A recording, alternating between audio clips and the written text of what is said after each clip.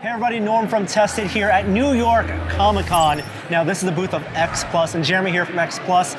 I'm a big follower, admirer of the work that X Plus has put out over the years. You guys do amazing, of course, the Godzilla characters, a line of creatures, but for people who may not know, give us a little bit of a history of the X Plus world and why these are so sought after from fans of Godzilla. Right, so X Plus actually started in 1998 by our general manager, Jason.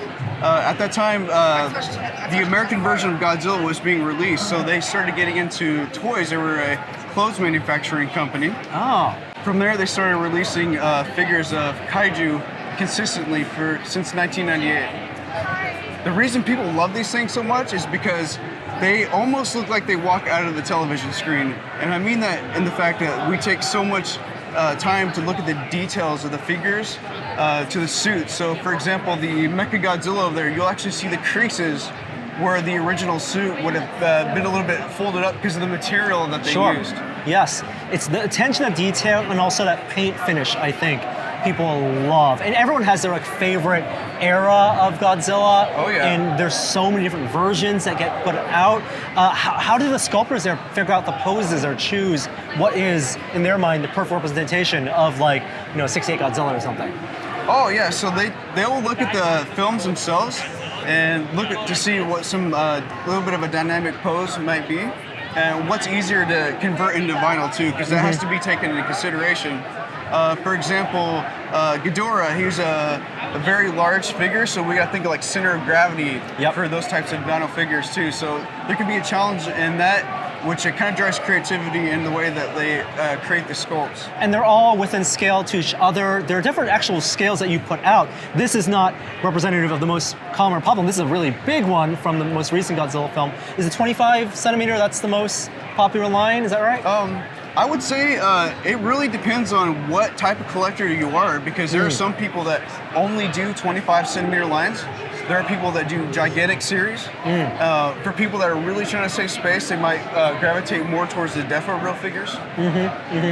But generally, I see people collecting a lot of 30 centimeter figures. 30 centimeter. Got Right. Suppose you live in Japan, you might not want something as big as the gigantic or the 30 centimeter scale. So 25 is like that perfect niche market that you can get a lot of space for the figure that you buy. And it's a regular cadence of release. People are highly anticipating them as they see the pictures come out of Japan. I've seen videos of people on YouTube, and you also with shelves and shelves of these 30 centimeter Godzillas in the back, right? It's a big point of pride. It's a mass collection.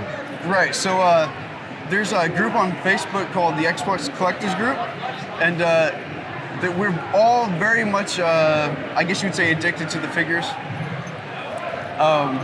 People go crazy. Once you get one, it's almost like you can't stop. Yeah. So people do have a high sense of pride in their collection, and I think a lot of it too, you normally don't see something as detailed as this for the price range, plus just in general, when people come over to my house, it's a conversation piece. I like to show people my collection. Even if they're not Godzilla fans, it's fun to see them be wowed by it, because it's something that you probably commonly wouldn't see collected, for example. Well, in addition to that total license, you also have licenses for all other sorts of pop culture movies and TV shows. Of course, with the Star Ace family line, you have 6 scale figures. I also noticed you guys did something with Star Wars last year. You guys did the chess pieces, chess pieces. Is that through you as X Plus as well? Right, so we did have some of the Star Wars chess pieces. I think during that time, Disney went back and took away the licensing because of the timing. So they never actually were released completely. Not the full line. Unfortunately not. So a little bit of a rare find. Right, but all of the figures that are non-Toho related or Legendary Studios related go through the Star Ace branding, which is a subsidiary of X Plus.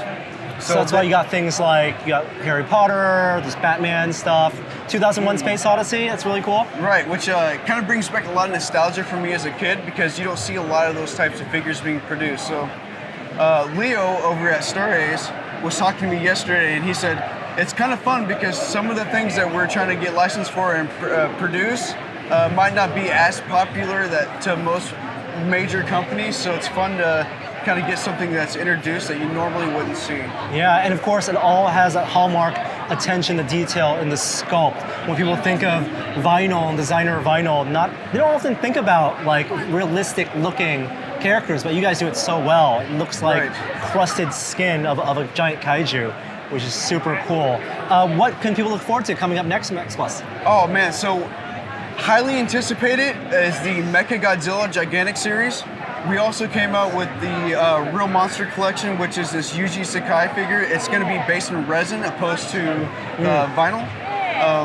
People really love that one because it looks like it literally is from the poster of Godzilla Final War. So people are pretty excited about that. We've got some Kong figures that we showed today for the first time. With the anticipation of Godzilla versus Kong, there's going to be more figures being released during that time period as well that I can't say right now, but they're going to be pretty epic to say the least. Well, it's awesome to see them in person, and for those of you out there who might not know about X Plus, I'm telling you, it's amazing, but also it's a dangerous hobby to dive into for your wallet. To add to that point, people that might not have a lot of money to spend, the Defo Real line is a good compromise for that because they're small, they're highly detailed, like the 2000 or the 1999 Godzilla with the Orga set. You get the same amount of quality, but in a little compact, cute chibi form. So people really tend to love that, especially on social media. Those pictures and those releases usually get my highest amount of impressions and comments, actually. It's a great entry point into a new obsession. Thank you so much, Jeremy, for letting us know a little bit more about this. Appreciate it. And great to meet you.